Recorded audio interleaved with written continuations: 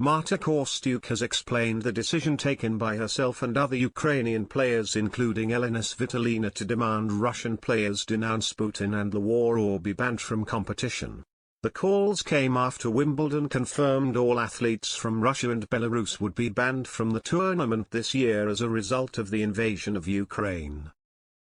On Wednesday, Kostyuk joined several other Ukrainian players in posting a statement on social media that asked the ATP, WTA and ITF to question their colleagues from Russia and Belarus on whether they would denounce Putin and the war, and said, if applicable, we demand to exclude and ban Russian and Belarusian athletes from competing in any international event, as Wimbledon already done.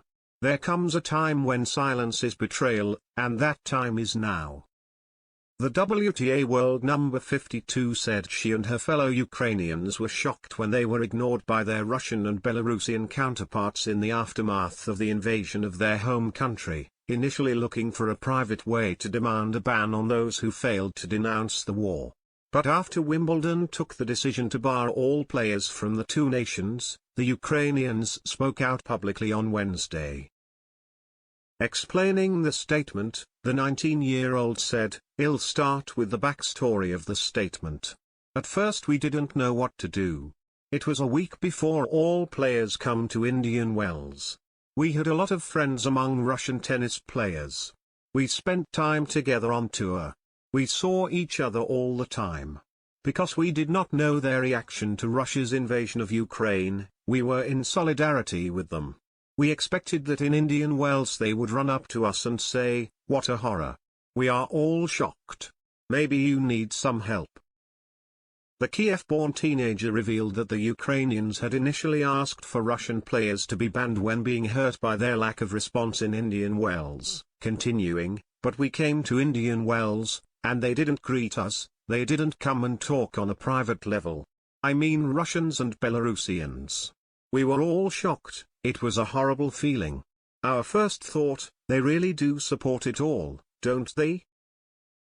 This is at least what their behavior indicates. Knowing the Russians, the chance of it being true is very high. But we had no confirmation. We went to the WTA office, still being emotional, saying, they need to be excluded from the competition. They are not doing anything to stop it.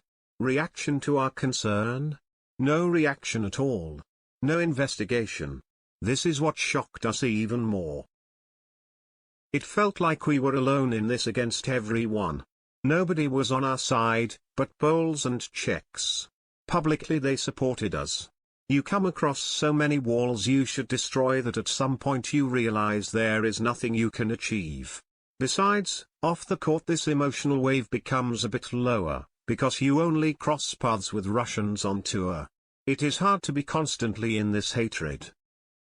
The former world number 49 said that the Ukrainian players stopped waiting for a private solution following Wimbledon's decision to ban all Russian and Belarusians from the championships, recognizing that there would be a heavy focus on the subject. Kostyuk added, "And all this time, all these weeks we connected lawyers, talked to representatives of different structures. They were looking for a way to do all this in private, they dragged on to the last detail. When there were rumors this morning that Wimbledon would ban Russians and Belarusians, we realized that there would be a lot of talk about it. So it is time to express our clear stance. Our position was always like this, we just didn't make it public." Since Kostyuk and her compatriots shared the statement, fellow Ukrainian Elena Svitolina has admitted that the players would be happy for their Russian and Belarusian colleagues to compete at Wimbledon if they spoke out against their government and the war. "I think this is the right thing to do. Because if for example they didn't choose, they didn't vote for this government, then it's fair that they will be allowed to play and compete," she told the BBC on Thursday.